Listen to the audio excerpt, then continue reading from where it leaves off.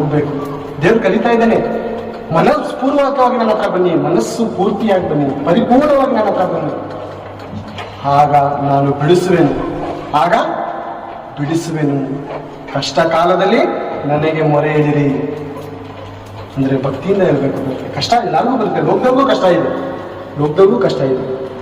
ಅಂದ್ರೆ ದೇವರಲ್ಲಿ ಇದ್ದುಕೊಂಡು ದೇವರಿಗೆ ಮೋಸ ಮಾಡುತ್ತಾ ಬದುಕ್ರೆ ಏನೇಳಿ ನಮಗೆ ಬಿಡುಗಡೆ ಇಲ್ಲ. ದೇವ ಭಕ್ತನ ಹೇಳೋದ ಮಾತು, ಆಸಪ್ಪನ ಹೇಳೋದ ಮಾತೇನಿದೆ, ಅದು 77ರಲ್ಲಿ 1:3 ನನ್ನ ಮನಸ್ಸು ಶಾಂತಿ ಹೊಂದಲೊಳ್ಳದೇ ಇದೆ ಅಂತೆ. ಶಾಂತಿ ಹೊಂದ್ತಾ ಇಲ್ಲ ಬೇರೆ. ಶಾಂತಿ ಇಲ್ಲ ಅಂದ್ರೆ ನಮ್ಮ ಮುಖ ಒಂಥರ ಬಾಡೋಗಿರ್ತದೆ ಬೇರೆ. ಏನೇಳಿ ನುಸಿ ಹತ್ತಿತ್ತೋ ಎಂಬತ್ತೆ ಹಾಳಾಗಿರ್ತದೆ ಪ್ರೇರು. ಮುಖ ಏನಾದ್ರೆ ದೇವರ ಪ್ರಸನ್ನತೆ ಇರಲ್ಲ ಪ್ರೇರು, ದೇವರ ಬಲ ಇರಲ್ಲ ಪ್ರೇರು. ಯಾಕೆ ಹೇಳಿ?